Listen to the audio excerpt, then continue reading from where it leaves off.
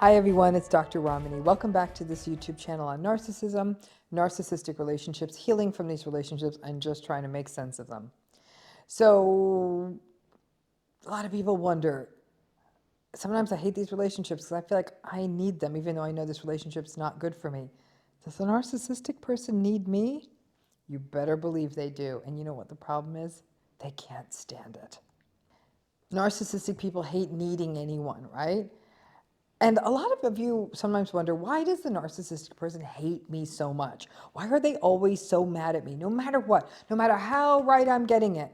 If I'm helpful, they're mad. If I speak my mind, they're mad. If I cook dinner, they're mad. If I don't cook dinner, they're mad. Well, we all know that an absolutely central mantra of the narcissistic relationship is that you can't win. But this dynamic really comes out in close relationships. So what's happening? What's happening is that narcissistic people resent that they need you, that they need anyone. And even if they want a relationship, they resent that too. To need someone else for them means dependency. And think about it. Narcissistic people are desperately dependent on the world to even have a sense that they exist. Their construction of their personality, their sense of self, their need for validation, it's all based on the world outside of them. And that means that they need the world outside of them, which you're a part of that world, and they need the people in it. Again, that means you.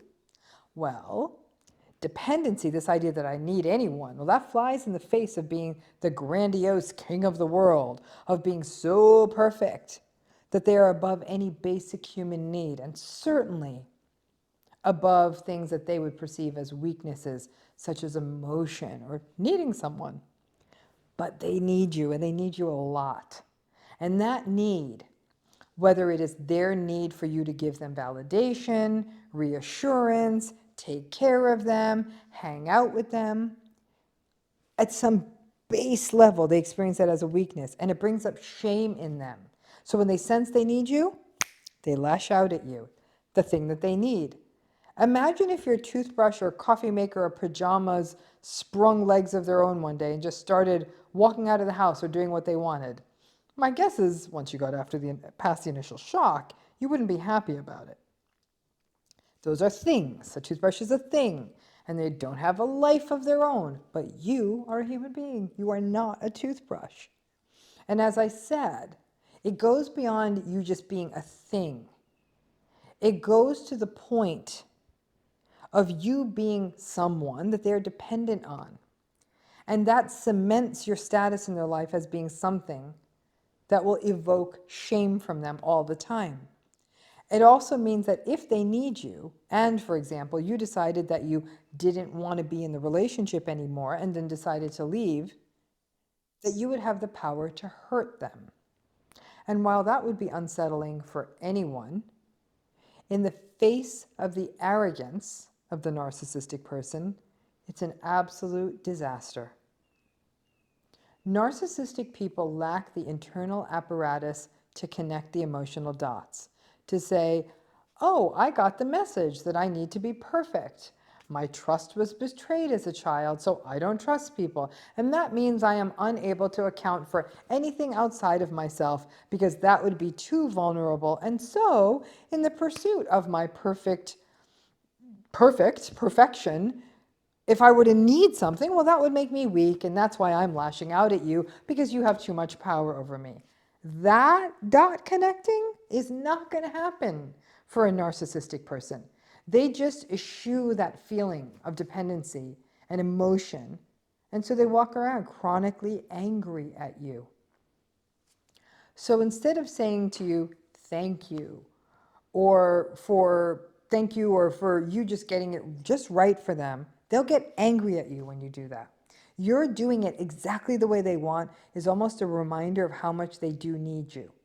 And because most narcissistic folks don't pursue therapy or do any deeper work, there is no version of this where you can share with them that you understand that they are lashing out at you because they actually need you and that your existence evokes shame from them. Don't try that at home, kids. It would result in a torrent of gaslighting and verbal abuse.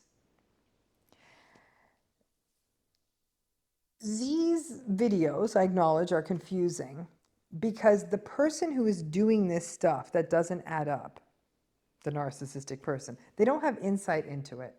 And since the narcissistic person also walks around as so arrogant and so haughty and as though they're so together, it almost doesn't track that they would struggle with this shame around needing someone else. It doesn't make sense. If they're walking around saying, I'm the greatest, it just doesn't add up.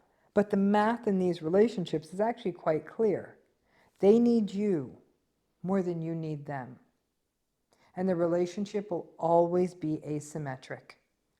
It becomes a terrible vortex of you doing more and more, them needing it, but angry that they need it. And the more that you do, the more that they are also reminded how much need they have, and the angrier that they get.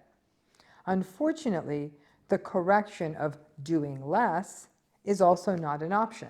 If you just do less or stop doing stuff, then they're going to ask you or demand or yell at you to do stuff, which again, interestingly, brings up their shame around needing someone to do something, so they get angrier and angrier when they have to ask you. But when you are able to recognize that you are a constant source of shame for the narcissistic people closest to you, especially if you're around them a lot, and recognize that it's actually your impressive ability to have gotten in there and them needing you is exactly what is making this relationship so contentious and toxic.